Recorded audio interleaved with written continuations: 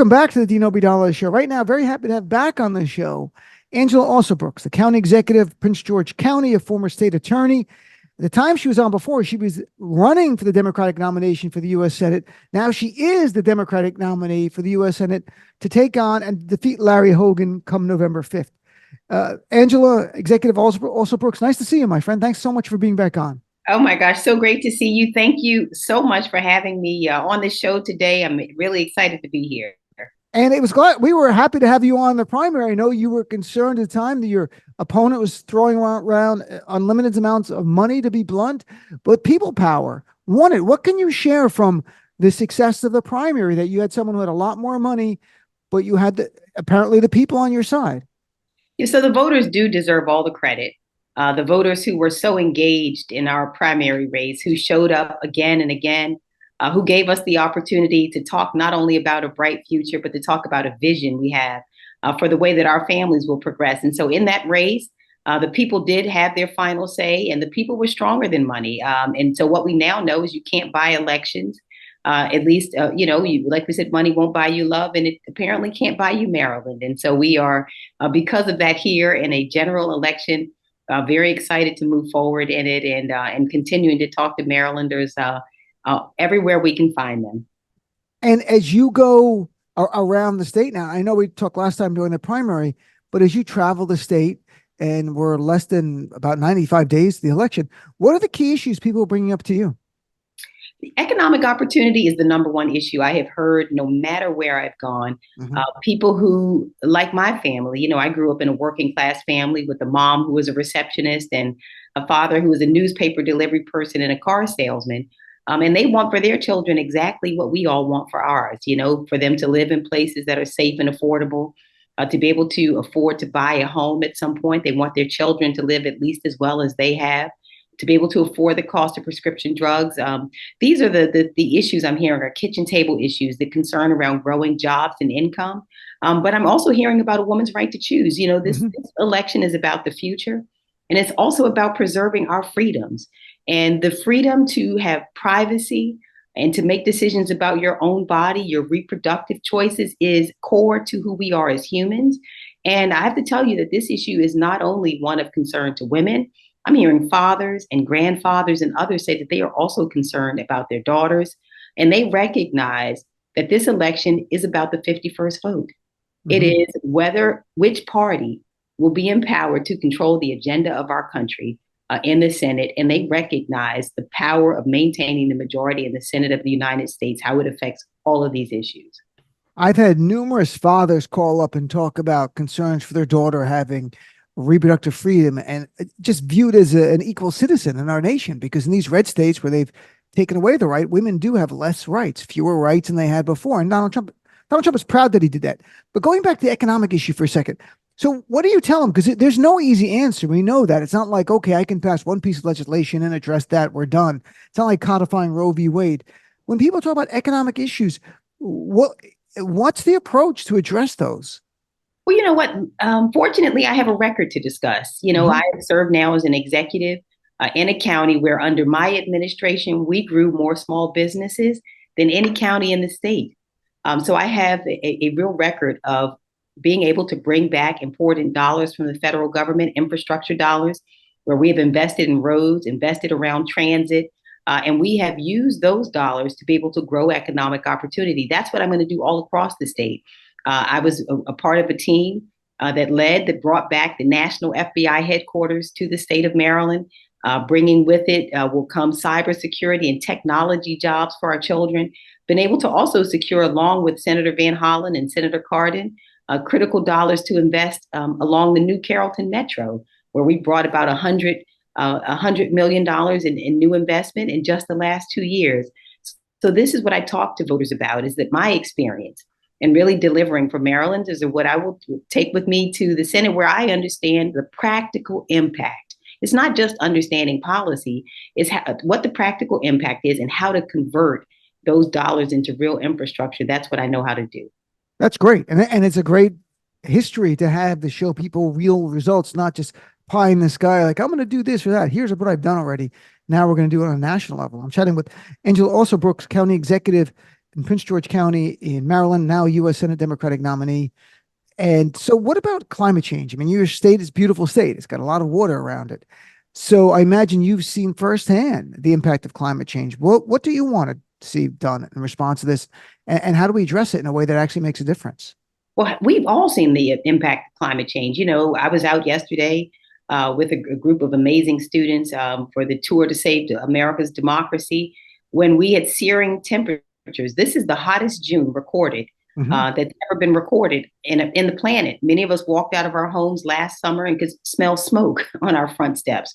Right. So we know that the threat to our climate and threat to our planet is real and it's existential. I have, as county executive, really centered climate action, taking action on the climate by, for example, investing over $1 billion in stormwater management to make sure we're protecting the streams that flow into the Chesapeake Bay and other waters. We have also really done a great job of investing in electric vehicles, so much so that Vice President Harris came here to celebrate the work we're doing to invest in electric vehicles, buses, and other transit. And we continue to make those investments. And I've started here the first of its kind composting programs, a countywide composting program. And so we'll be working to support the Inflation Reduction Act and other climate bills. And you should know that that it's important to note every single Republican voted yes on the Inflation Reduction Act, which is the greatest investment we've made in the climate in a generation. And every single Republican voted no. We have to keep the 51st vote, the Democrats have to maintain a majority in the Senate in order to keep the progress moving. Certainly. And then it also comes to judicial nominations. If Vice President Harris, if she wins, and I believe she will, but if we lose control of the Senate, they will never confirm a Supreme Court justice if a seat opens up. Never. If they control it for 2 years or 4 years. For other places in the courts, maybe they'll confirm a few here and there around the edges, but they will drag their feet. So even it impacts that. And we've learned this Supreme Court is having a huge impact on all of our life. It's like a super tribunal legislating everything from reproductive freedom to striking down climate change laws, to striking down gun laws, to getting rid of the wall between church and state. And the list goes on. Have you taken a position in terms of Supreme Court reform and what you would like to see? Yeah, so you're absolutely right. First of all, the Supreme Court, this Senate the 51st vote will determine the Senate, the Supreme Court justices. And we think we have 2 to 3 more that will come in the next term. Larry Hogan will be voting with his Republican caucus because he said he would. So that is going to be really important.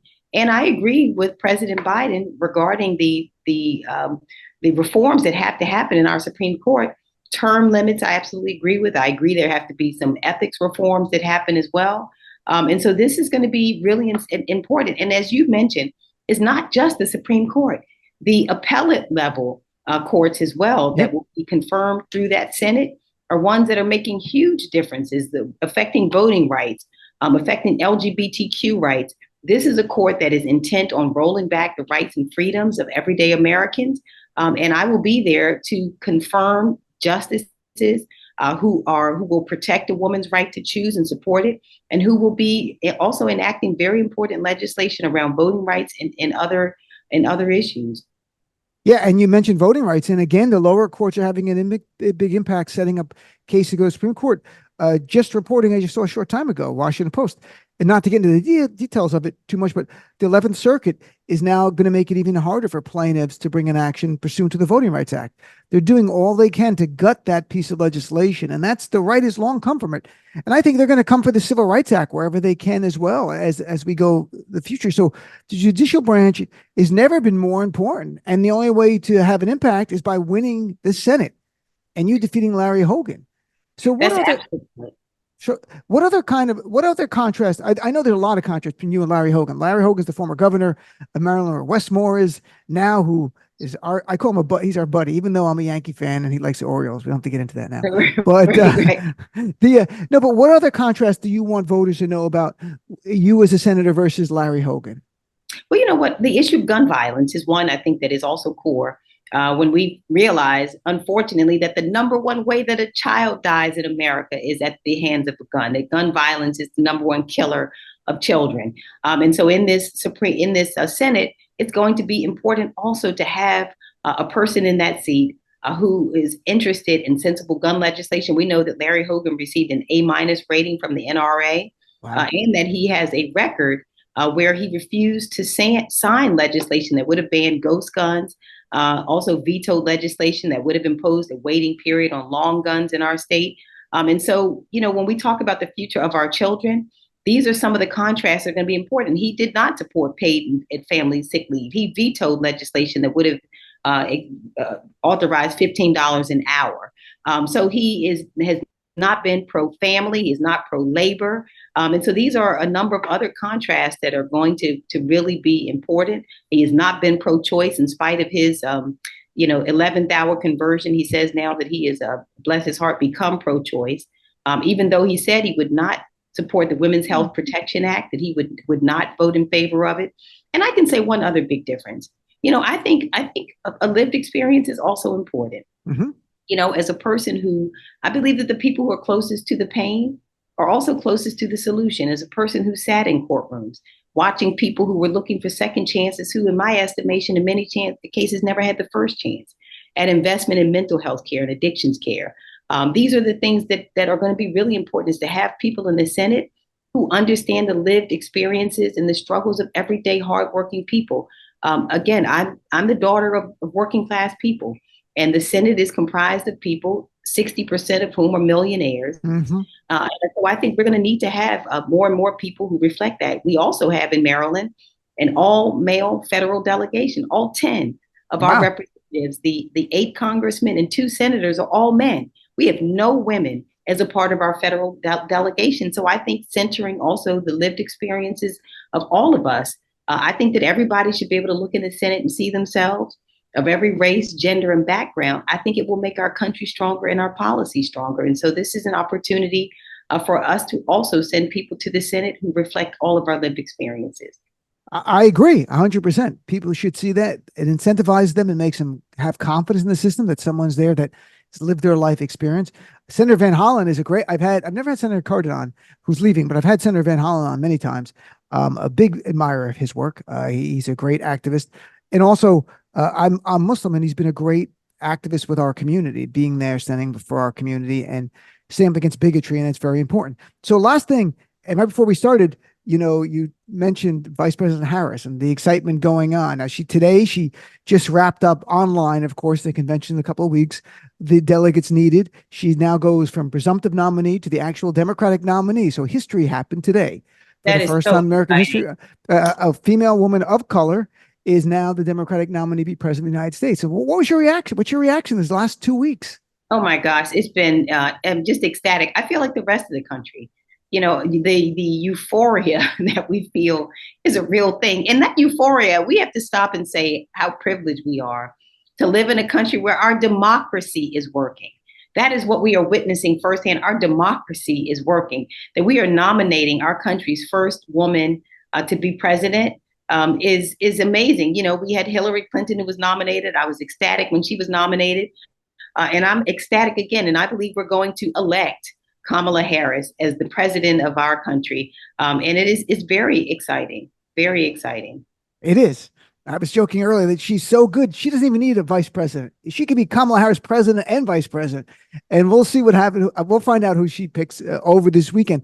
So if people want to find out more about your campaign, to volunteer, to donate, what can they go to? What's the website? It's AngelaAlsobrooks.com. And we do need people to come on out. We need, as they say, lottie-dottie and everybody, because we're going to win this race. We're going to win the presidency, but it's going to require everyone's participation. So we want no one to sit on the sidelines. Everybody has to get in to vote, to bring people with you to the polls. Please call and join us, to make phone calls, to door knock, to contribute money.